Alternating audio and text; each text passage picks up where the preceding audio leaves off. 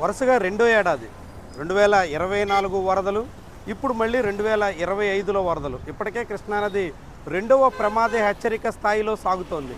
దీంతో 2 ఏళ్లలో 2 సార్లు విజయవాడని పరిరక్షించినట్టుగా ఈ వ్యవహారం మనకి చాటి చెబుతోంది. రీటైనింగ్ వాల్ లేకపోతే ఈపాటికే విజయవాడలో ఉన్నటువంటి అనేక ప్రాంతాల ప్రజలు తట్టా బుట్ట అన్నీ సర్దుకుని ఇళ్ళు ఖాళీ చేయాల్సిన పరిస్థితి వచ్చేది. ముఖ్యంగా కృష్ణలంక కావచ్చు, రాణిగారి తోట కావచ్చు, ఇలాంటి ప్రాంతాల ప్రజలంతా ఈపాటికే తమ ఇళ్లను ఖాళీ చేసి సురక్షిత ప్రాంతాలకు తరలి వెళ్ళిపోవాల్సిన పరిస్థితి వచ్చేది. కానీ ఇప్పుడు అలాంటి అవసరం రాకుండా రీటైనింగ్ వాల్ కాపాడింది.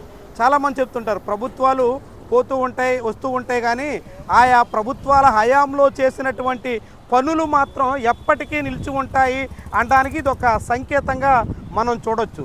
జగన్మోహన్ రెడ్డి హయాంలోనే ఈ రీటైనింగ్ వాల్ని నిర్మించారు. దీనికి ముందు ఫస్ట్ ఫేజ్లో ఉన్నటువంటి రీటైనింగ్ వాల్ రామలింగేశ్వర నగర్ ప్రాంతంలో ఉంటుంది. అప్పట్లో దాన్ని వైఎస్ఆర్ హయాంలో ప్రతిపాదిస్తే, కిరణ్ కుమార్ రెడ్డి హయాంలో పనులు ప్రారంభిస్తే, చంద్రబాబు పాలనలో దాన్ని పూర్తి చేశారు.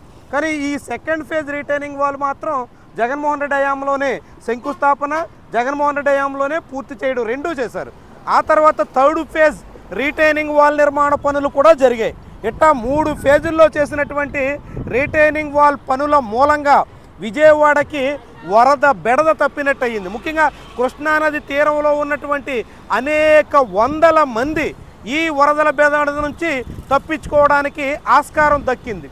మొత్తంగా ఈ రీటైనింగ్ వాల్ కేవలం వరద బాధిత ప్రాంతాల వాసుల్ని రక్షించడానికే కాకుండా ఇక్కడ రీటైనింగ్ వాల్ కారణంగా కృష్ణా నదీ తీరాన మంచి పార్కు కూడా అభివృద్ధి చేసేదానికి ఆస్కారం కలిగింది. అయితే ఈ పార్కులో అందరినీ అనుమతించడం, పార్కులో ఆస్వాదించేదానికి అవకాశం కల్పించడం, అలాంటి వాటికి ప్రస్తుతం మున్సిపల్ కార్పొరేషన్ పూర్తి స్థాయిలో అడ్డంకి పెట్టింది. ప్రభుత్వం మారిన తర్వాత చంద్రబాబు హయాంలో ఈ పార్కులో అందరూ ప్రవేశించకుండా అడ్డుకట్ట వేశారు. అయితే అంతకుముందు మాత్రం జగన్మోహన్ రెడ్డి ఉన్నటువంటి కాలంలో కొంత మేరకు ఈ పార్కు ఉపయోగపడిందని చెప్పొచ్చు. పార్కు కన్నా రీటైనింగ్ వాల్ ద్వారా అనేక మందికి అయితే ఉపశమనం కలిగింది. ఇలాంటి వరదలు ఇప్పుడు కృష్ణానదికి దాదాపుగా 6 లక్షల క్యూసెక్కుల వరకు డిశ్చార్జ్ జరుగుతుంది. 2వ ప్రమాద హెచ్చరిక స్థాయికి చేరింది. 2వ ప్రమాద హెచ్చరిక స్థాయిలో జరుగుతున్నటువంటి ఈ వరద ప్రవాహంలో ఈ రీటైనింగ్ వాల్ కారణంగా ముఖ్యంగా థర్డ్ ఫేజ్, సెకండ్ ఫేజ్ నిర్మాణాల మూలంగా